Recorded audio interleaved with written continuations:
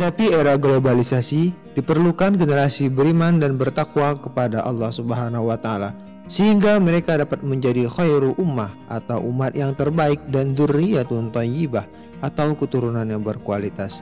Mereka dapat memakmurkan dunia ini secara maksimal dalam naungan dan ridho Allah Subhanahu wa Ta'ala, sehingga bisa mewujudkan baldatun thayyibatun wa rabbun ghafur, negeri yang makmur dan mendapat ampunan Allah Subhanahu wa Ta'ala. Guna mencapai maksud tersebut, dengan dorongan rasa tanggung jawab, maka pesantren Al-Fatah Wonogiri ikut berpartisipasi dalam pembenahan dan peningkatan kualitas dengan sistem pendidikan salafiyah pesantren.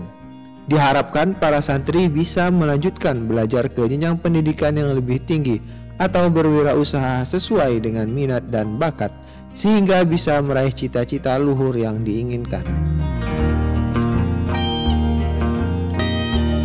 Pondok Pesantren Islam Al-Fatah Wonogiri beralamat di Pule Pokoh Kidul, Kecamatan Wonogiri, Kabupaten Wonogiri, Jawa Tengah, dan akses menuju lokasi ini hanya 7 km dari Terminal Wonogiri, serta berdampingan dengan tempat wisata Bendungan Gajah Mungkur.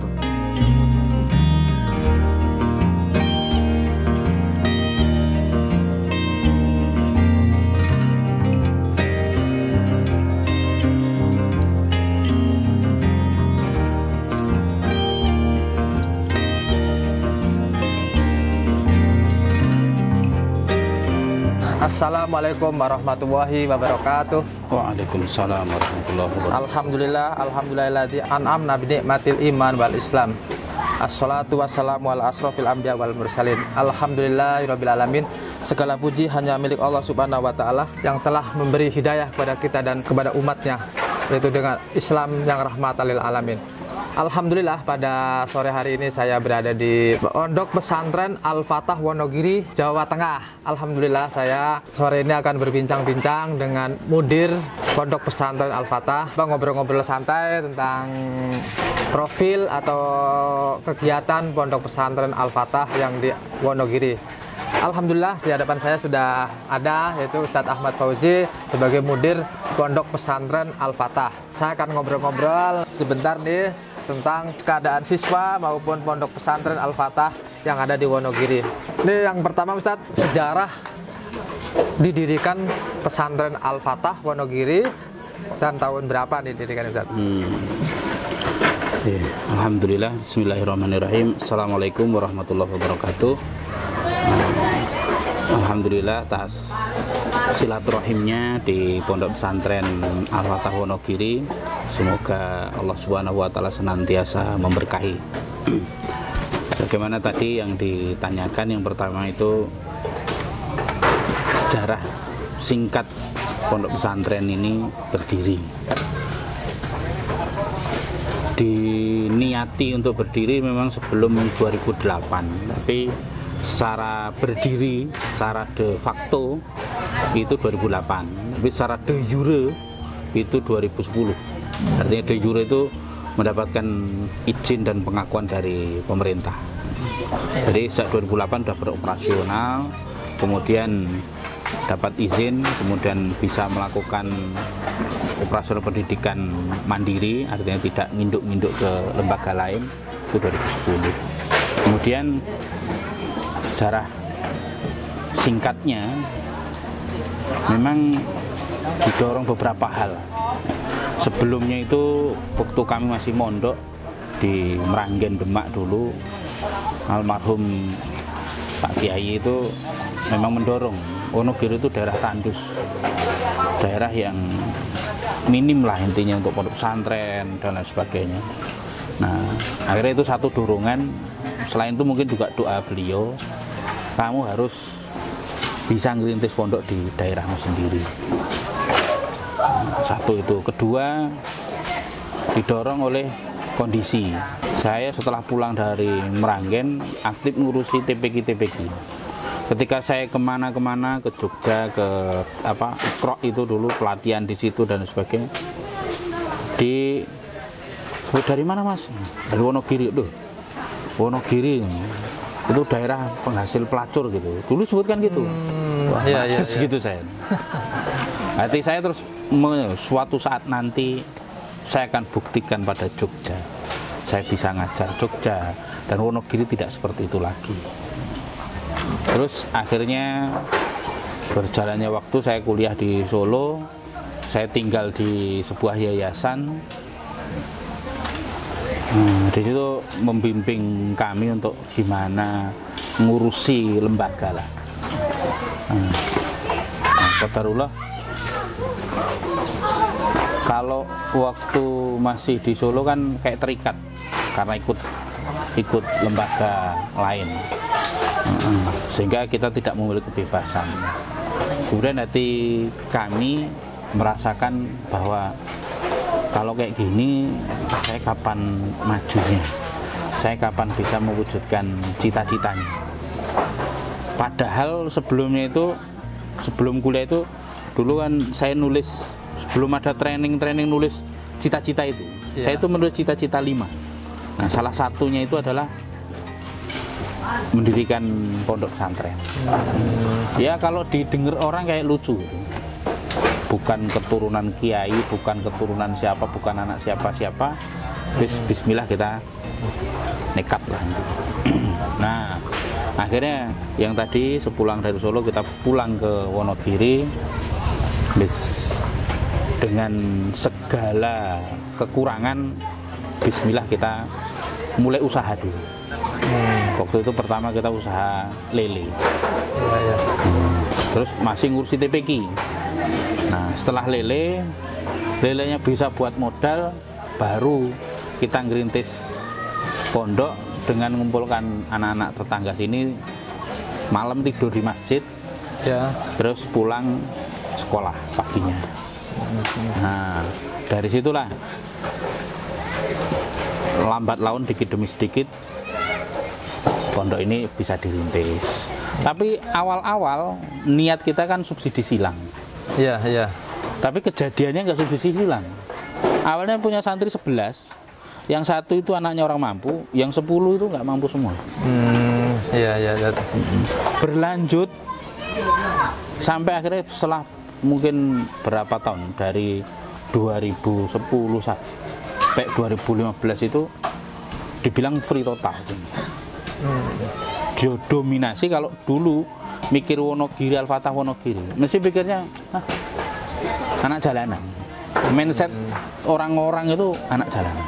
Tapi sekarang sudah berubah. Al-Fatah Wonogiri mesti mikirnya apa? Nahwu. Iya. Nah, jadi perjalanan itu akhirnya merubah yang tadinya istilahnya niatnya subsidi silang terus jadi free total. Kita kehidupannya dari amal usaha dan donatur. Kemudian mulai anak-anak menonjolkan kemampuannya, khususnya di belajar kitab kuning. Barulah mulai tahun 2016 di sini mulai dilirik. Oh, anak-anak masuk sini karena kelebihan di kitab kuning. Nah, dari situlah muncullah anak yang dari kalangan mampu dan tidak mampu, sehingga mulai bisa terjadi subsidi silang sesuai yang dicita-citakan di awalnya. Nah, kalau ini visi dan misi sendiri dari Ponpes Al-Fatah Wonogiri ini apa nih, Dat? Sebenarnya kalau visi misi ini itu nggak begitu muluk-muluk lah. Intinya anak itu keluar itu mandiri, terus bisa dipakai gitu. Kalau disimpulkan mandiri bisa dipakai. Sederhana. Artinya mandiri ketika misalkan dia mau kuliah, mau di mana, mandiri dia sudah nggak begitu dikhawatirkan oleh orang tuanya, nggak begitu dikhawatirkan oleh ustadz-ustadznya. Udah istilahnya insya Allah di luar sana aman. Siap terjun di lapangan, Ustaz ya. Karena bahaya di luar itu satu, dia itu nanti dengan kondisi bekal yang ada bisa mandiri enggak? Entah masalah nyuci, masalah makan, uang saku terbatas, sampai godaan HP.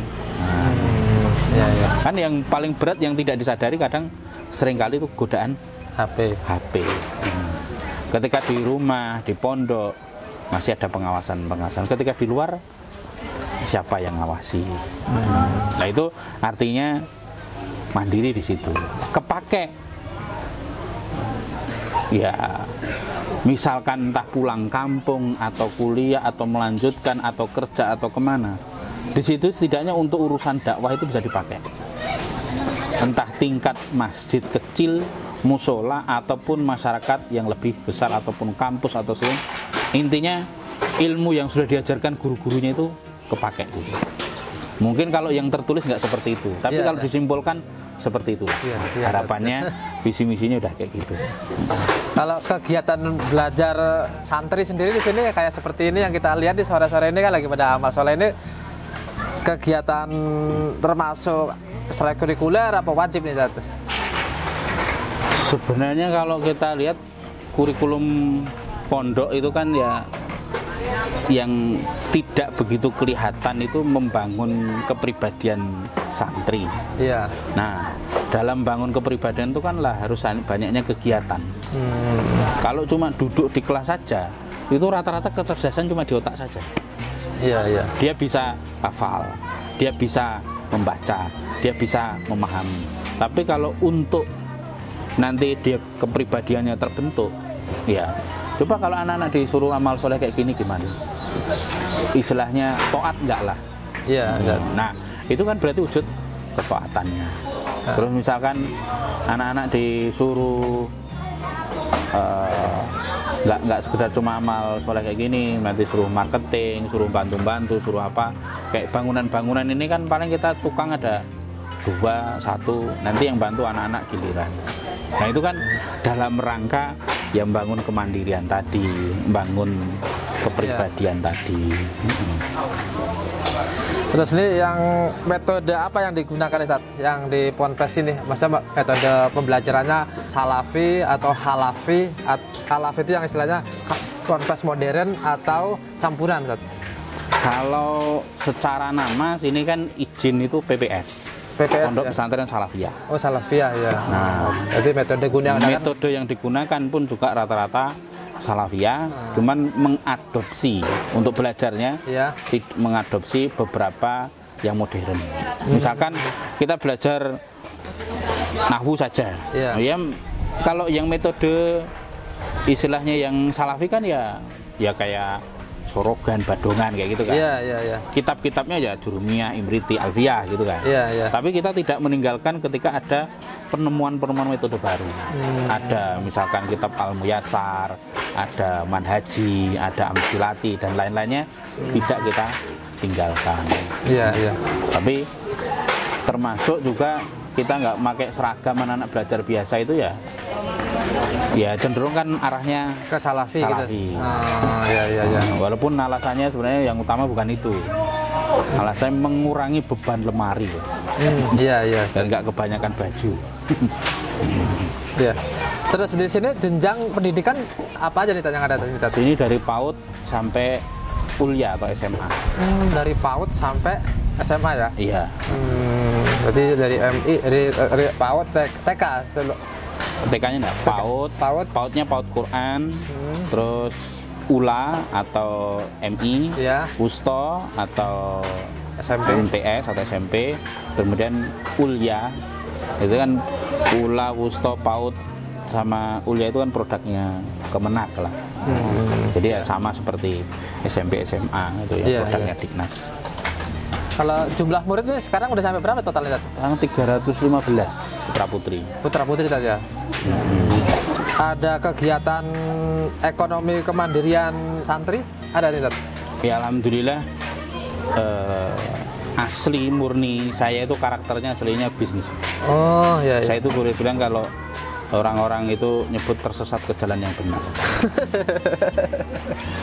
Karena dari kecil cita-cita saya itu adalah kalau melihat itu usaha yang bagus itu renten. Cita-cita saya dulu renten. Prakteknya gimana? Santri diajak kemana?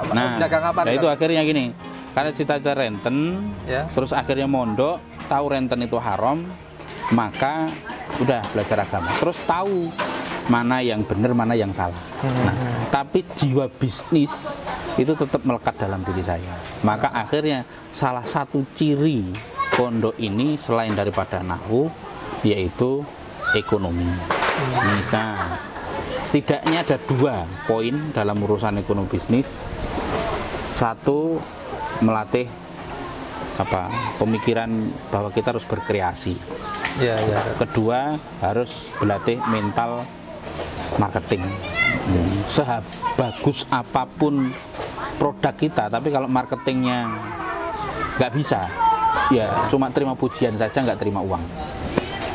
Tapi kalau produknya biasa-biasa tapi marketingnya bagus, pasti tetap akan ada hasilnya. Kalau yang dilatih bisnis apa aja nih tadi? Yang dilatih bisnis, misalkan sini ada beberapa amal usaha, entah perikanan, entah pengolahan. Nah, itu anak-anak ya dilibatkan lah. Terus selain itu juga nanti khususnya untuk marketing memang semua santri ada jadwalnya. Oh, ada jadwalnya. Ya kadang ada yang nilai, wah itu pelanggaran hak asasi anak gitu. Tidak boleh memperkerjakan. Kita bukan memperkerjakan, tapi melatih mental anak-anak. Wong anak-anak juga nggak dikasih untung, nggak ada apa. Semua hasil udah dimakan. Sama sekaligus ini untuk mewujudkan bahwa kita ini sufah. Ya, ya. Menurut pemahaman kami, sufah itu yang dimakan satu hasil keringat ahlus sufah sendiri. Iya. Karena kalau dalam sejarahnya sufah itu satu untuk kaum muhajirin itu kan miskin semua. Iya. Terus ansor mampu, iya. Sama delegasi. Iya. Delegasi tergantung siapa yang ngutus. Nah, yang ansor otomatis dia akan memberikan hartanya untuk sufah. Nah, berarti ini orang tua yang mampu. Kemudian yang muhajirin yang tidak mampu, dia hidup dari pemberian sodakoh yang lain, berarti dari donatur, sama biasanya ahlu sufah ada yang ikut memecah batu, memanen kurma, hasilnya dimakan bersama oleh ahlu sufah. Nah, hasil daripada marketing itu larinya ke dapur, biar dimakan anak-anak sendiri, terasa dengan keringat mereka sendiri. Ya, ya, ya. Terus ini kegiatan santri nih, untuk semuanya dilibatkan apa saja di luar mungkin dakwah atau ini dilibatkan kan Ustaz? Ya, kita TPQ itu ya anak-anak sekitar ada 15 masjid. Halakoh muslimah ibu-ibu itu ya sekitar ada 15-an. Sekarang masih berjalan terus nih Ustaz? Selama pandemi istirahat. Biasanya kalau tidak pandemi, tapi ini infonya untuk muslimat sudah ini pekan besok itu sudah dimulai. Ya, muslimat, kalau TPQ belum. Selain itu juga TPQ juga ada kajian bapak-bapak, juga ada daerah-daerah binaan. Berarti yang ngisi dia anak-anak santri. Iya. Yang kelasnya TPQ, kajian muslimah itu santri. Tapi kalau misalkan yang bapak-bapak itu biasanya alumni takmili, pengabdi. Terus yang agak jauh-jauh biasanya asatid. Iya, iya, iya, iya. Jadi kalau di total ya 30-an lebih antara muslimah, asatid, anak-anak itu punya pembinaan masjid-masjid berarti sekitar Wonogiri saja. Yang jauh juga ada. Ada berapa masjid yang dibina oleh Ponpes Al-Fatah nih? Kalau termasuk sama yang jauh-jauh mungkin 30 ada. 30 masjid ada. Berarti santri dikirim ke masjid-masjid untuk ceramah atau apa nih Ustaz? Iya, kalau kelasnya TPQ yang ngajar Quran. Oh, ngajar Quran. Kalau yang bapak-bapak biasanya ya kajian sama Quran. Tapi kalau biasanya Ramadan itu santri dikirim semua. Oh, kirim semua ya. Semua, yang putra semua. Yang putri tertentu. Karena putri terbatas oleh takmir yang ketempatan. Sangguplah ini ketitipan anak putri. Nah, kalau putra ya semua, biasanya santri dipasangkan dua-dua. Yang senior sama yang kecil dua-dua. Dari apa itu melatih mental dakwah kan ya. Terus fasilitas nih di pesantren apa saja nih Tat? Sementara walaupun masih minim apa saja nih Tat, biar anak-anak betah nih Tat? Sementara. Kalau fasilitas ini masih minim banget lah intinya. Makanya kita lebih banyak dorong anak-anak itu banyak bersyukur lah. Karena tidak jaminan fasilitas yang bagus nanti akan memiliki kenangan indah. Iya, iya Ustaz. Nah, ketika mohon maaf, ini bangunan ini masih baru. Nah, ini anak-anak terlibat. besok ketika dia sudah lulus ke sini dengan mungkin belajar lesehan cuma gubuk, itu akan lebih mengenang, sehingga ilmu itu juga akan teringat, dia akan teringat pondok terus. Tapi kalau bangunan udah megah biasa, kenangannya di papan nama saja. Karena saya dulu mengalami seperti itu, anak-anak yang sudah lulus juga seperti itu, nggak nyangka, oh ternyata sekarang bangunan sudah berubah kayak gini. Oh ini dulu yang masa genteng saya, oh, ini yang ngejar saya. Nah itu sebenarnya apa? Yang mereka pakai itu adalah hasil keringat mereka sendiri. Kalau misalkan yang bikin betah sini itu memang terbuka aja sama masyarakat. Jadi padahal misalkan mau ke sini ke sana kan pondoknya terbuka lah, bukan tertutup. Saya akan menanyakan beberapa santri yang ada di pondok pesantren Al-Fatah Wonogiri. Dek, siapa nama kamu, Dek? Lengkap. Fatah Kulsal Gozi. Anak siapa, Mas? Anaknya Nur Iwan Abadi. Oh, iya. Kelas berapa, Dek? Kelas 8. Kelas 8. Kelas 2 SMP. Kelas 2 SMP ya. Udah berapa tahun di sini, Dek? Baru 1 tahun. 1 tahun. Betah ini. Alhamdulillah. Dulu kelas 1-nya di mana? Di sini. Di sini. Berarti 2 tahun kan di sini? Iya. Oh, 2 tahun ya. Dari Lampung mana, Dek? Dari Lampung. Betah di sini kan? Alhamdulillah betah.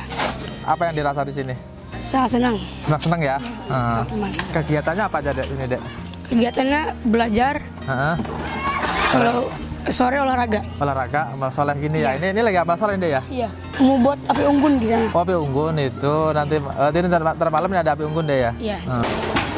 Terus keinginan ke depan deh Ponpes Al-Fatah ini gimana, Ustaz? Mungkin ada rencana-rencana apa saja nih, Ustaz? Jadi kalau untuk rencana-rencana ke depan, target yang paling dekat kita itu memisahkan Pondok Putra Sang Putri. Oh itu ya. Untuk fasilitas, nah sana yang khusus, yang lama itu yang putri, yang sini nanti khusus putra. Berarti ini untuk yang tanah lapang ini untuk sampai sana itu putra semua tadi ya, muslimin semua tadi ya. Nah yang sengon-sengon itu nanti kalau sudah dibebaskan, itu yang untuk pondok janda ke depan. Pondok janda. Janda, ada berarti ada rencana sini pesantren janda itu tadi ya? Iya, tapi janda produktif, bukan janda tua. Janda produktif, itu yang berarti umur-umuran berapa nih kira-kira? Iya, janda-janda muda lah. Berarti kalau boleh deh pesantren janda itu bisa nih ya? Karena banyak keluhan dari teman, dari wali santri gitu. Ya, anak-anak yatim dikurusi, lah ibu-ibunya gimana? Iya. Karena mereka juga butuh perhatian. Kalau saya suruh nikahi paling maksimal bisa 4, tapi kalau pondok bisa sampai 30 sampai 100 gitu. Iya, betul. Tapi nanti juga membuka kalau misalkan dia laku ya keluar dari pondok, jangan tinggal di pondok. Iya. Dan dia nanti selain daripada belajar, nanti dia membantu beberapa pekerjaan yang dari sini, misalkan jaga kantin, jaga koperasi, ngurusi dapur, bisa amal-amal usaha di sini, misalkan bisa bekerja di sini. Nah, itu hasilnya untuk kehidupan mereka. Itu konsepnya, tapi itu setelah pengembangan Pondok Putra yang ditargetkan tahun inilah. Nah, setelah sini baru kita ngembang yang di area pohon-pohon sengon itu. Terus yang terakhir nih, Zat, harapan terhadap alumni Ponpes Al-Fatah ini untuk ya perkembangan Islam pada umumnya itu apa? Harapan nanti setelah lulus? Harapan secara umumnya memang khairunas anfa'um linas. Manfaat untuk dakwah itu. Mau jadi apapun terserah, silahkan. Semua saling butuhkan. Tidak harus jadi ustadz. Tapi yang namanya dunia dakwah itu wajib bagi seluruh alumni sini. Nah, jadi misalkan mau jadi pemborong, mau pengusaha, mau jadi istilahnya insinyur atau apa, silahkan. Tapi jangan tinggalkan dunia dakwah. Jadi manfaat untuk agama, manfaat untuk masyarakat secara umum. Dari mana kamu, Dek? Dari Kalimantan Barat. Nama lengkap? Dava Fawas Abror. Dari siapa kamu ke sini, Dek? Apa? Informasi dari siapa? Dari teman. Dari teman ya? Iya. Terus betah nggak di sini? Betah, alhamdulillah. Tanggapan kamu di sini gimana? Itu. Tanggapan saya sih gimana ya? Lumayan sih, alhamdulillah baik. Baik ya. Iya. Kan fasilitas sederhana nih. Sekolah kadang pakai sarung, ini gimana? Enjoy aja. Enjoy. Syukuri. Iya. Udah bisa apa aja, Dek? Udah bisa lumayan sih, banyak lumayan. Lumayan. Salah satunya bisa apa? Salah satunya ya Al-Quran, alhamdulillah. Hafalan ada? Hafalan sih ada. Ada berapa juz? Baru 3. 3 juz? Ya, harapan ke depan sih insya Allah 30 juz. Alhamdulillah, amin. Ya, amin. Nah, pesannya kalau masuk ke pondok ya tetap jalani apa yang ada kalau di pondok, syukuri. Iya. Walaupun istilahnya fasilitas enggak ya seapa adanya, ya harus Tetap syukuri, jalani. Ya, oke, makasih banyak ya. Ya. Dek, nama kamu siapa, Dek? Nama saya Muhammad Ragil Putra Mahardika. Dari mana, Dek? Asalnya dari Kupang, NTT. Oh, jauh juga, Dek ya? Ya. Sini tahu sini dari siapa, Dek? Dari kakak. Kakak ya. Udah berapa lama di sini? 3-4 bulan berjalan. Betah di sini? Alhamdulillah betah. Kelas berapa tadi, Dek? Kelas 10. Kelas 10 ya. Berarti satu SMA. ya. Gimana rasanya di Ponpes Al-Fatah ini gimana? Ya begitu. Kalau mau dibilang ada senangnya, ada susahnya juga ya. Semua berpadu di sini. Duka-dukanya ya banyak lah. Banyak dari ya? kehilangan barang lah, itulah. Oh gitu. Barang suka hilang, Dek?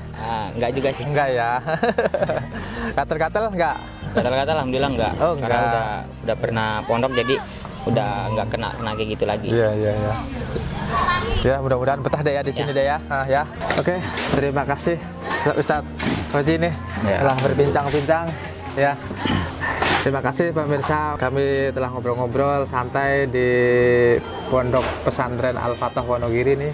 Yang di belakang kita bisa kita lihat ya, anak-anak lagi membantu proses amal soleh atau kerja bakti untuk nanti yang akan dibangun di belakang kita ini. Nanti akan dibangun kurang lebih kelas lokal untuk pondok untuk putra atau muslimin ya. Insyaallah akan dibangun dalam waktu sedekat. Terima kasih Pak Ustadz nih telah ngobrol-ngobrol di channel kami ya. Mudah-mudahan bermanfaat bagi semua, dan nanti kami akan linkkan juga di bawah apabila ingin mendonaturkan untuk perkembangan dakwah Pondok Pesantren Al-Fatah ini. Nanti kami akan cantumkan nomor rekening Pondok Pesantren Al-Fatah ya. Jazakallahu khairan kasir telah memberi penjelasan dan profil singkat tentang Pondok Pesantren Al-Fatah. Ustadz Fauzi sebagai mudir Pesantren Al-Fatah. Jazakallahu khairan kasir Ustadz ya. Mudah-mudahan bermanfaat bagi kita semua dan bagi pemirsa yang menonton. Alhamdulillah kita cukupkan sekian pertemuan sore hari ini dengan ucapan wassalamualaikum warahmatullahi wabarakatuh. Waalaikumsalam warahmatullahi wabarakatuh. وما بينهما الرحمن لا يملكون منه خطابا